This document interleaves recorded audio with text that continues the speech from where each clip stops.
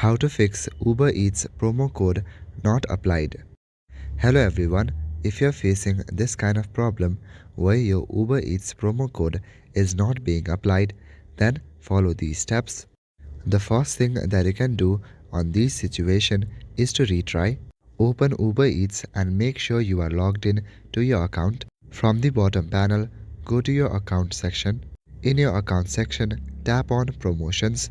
Now here enter your promo code and check if it's being applied or not. If it's not being applied, then firstly check your promo code.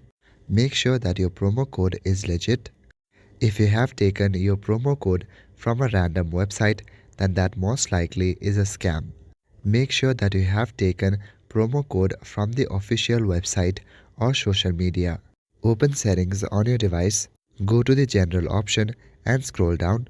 Click on iPhone storage and search for the Uber application. Click on offload app and offload any data.